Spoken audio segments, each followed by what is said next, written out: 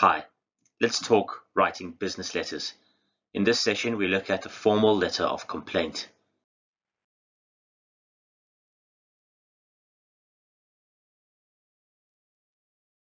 There are various uses for business letters. Businesses might want to give out information, maybe trading hours, or new products. They can create product demand by sending information to clients through letters. A sense of goodwill. It's often nice to receive a letter in the post as opposed to the bulk emails many businesses send out. Establishing relationships with other businesses and with new clients to inquire about services and goods that might be on offer, and ultimately problem solving, which is part of what a letter complaint is all about. There are a few things to keep in mind when writing a good business letter. Firstly, clarity of purpose. The writer will not have what they hope for if the message is not clear. Relevant information must be given. Do not give unnecessary details that fail to support what you want. Be brief. Get to the point. In business, time is of the essence. Keep it simple. Make sure that your writing is easy to understand, that it's not filled with jargon and lengthy, complex sentences. Always remember to be polite, no matter how angry you might feel. The format of the business letter is fairly straightforward. There are a couple of things that need to be there, and they should be there in this sequence. Begin with the sender's address. That would be your address. Immediately under that, you should include the date written out in full. The recipient's position in the company, such as manager, followed by the organization name. The organization's address must follow. And then the greeting. Dear Sir, Madam. Include a subject line. Underline the subject line. It must be clear and easy to understand. The introductory paragraph follows. Then a body paragraph, usually one, but it can be more. Then a concluding paragraph. Your letter's not done yet. You still need a valediction, a farewell. Sign. Write out your name in full. Let's look at an example of a letter of complaint using the information given on the previous slide. Begin with your address. In this example, 20 Fur Drive, Rondebosch, and the area code 7700. That is followed by the date. Note that the date is written out in full. 1, not first, 1 August, not org, 2011, not just 11. You leave a line open.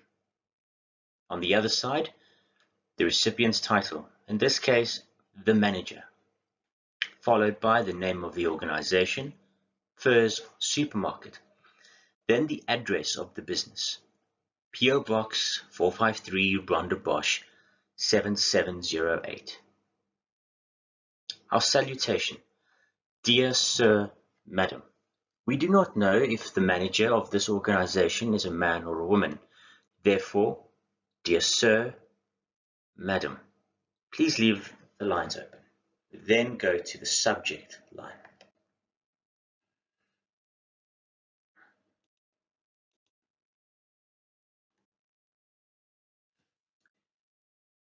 Underline the subject line. In this case, no fresh bread available over weekends. The introductory paragraph must tell us why we are writing. Try to be concise. Avoid giving too much detail in the first paragraph. I would like to bring your attention to the fact that for the last 3 weekends, there has been no bread available at Furs Supermarket. The demand for bread is clearly larger than your store is calculating, and there is a problem with the amount that your bakery and suppliers are able to produce.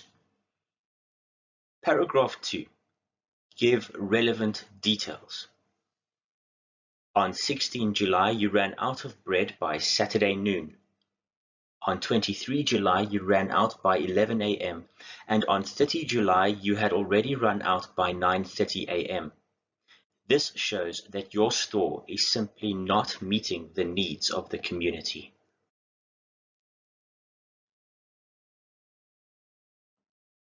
The final paragraph should indicate what you would like to have happen. Think of the action that you would like the business to take. I recommend that you investigate what the demand for bread is over the weekends and to supply enough to meet this demand. Otherwise, customers will be likely to lose faith in the ability of your store to meet their needs and go shopping elsewhere instead. Then we have our valediction. Yours faithfully. This is the acceptable valediction for a business letter, followed by your signature, your name printed in full.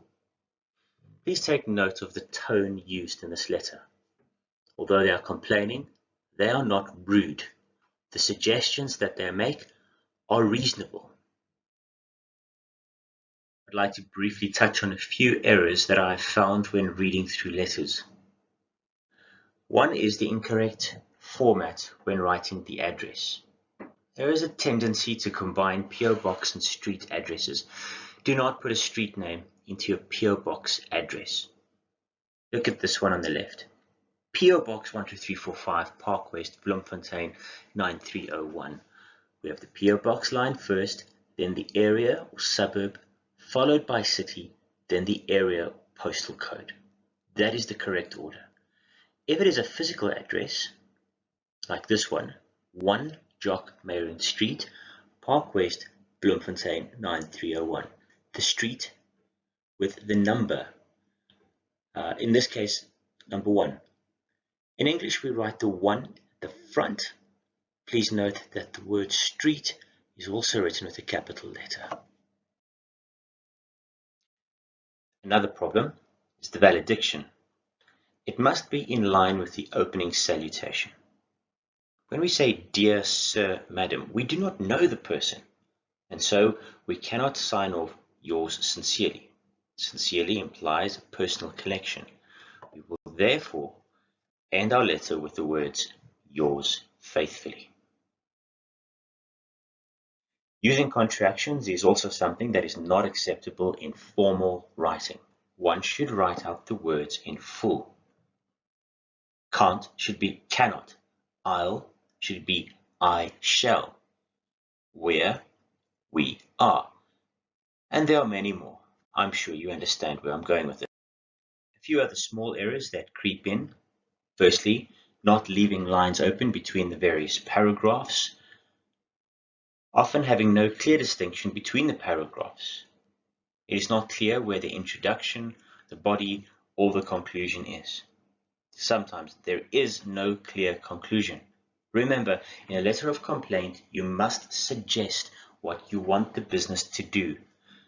The final paragraph should always lead to action, or at least suggest an action. Often, I have marked letters where the sender has not written their name or even signed. Please keep that there. Remember to be polite. Even though you might be angry when you are writing a complaint, manners is always essential. Instead of saying, "You had better give me my money," "I would appreciate a refund," sounds better.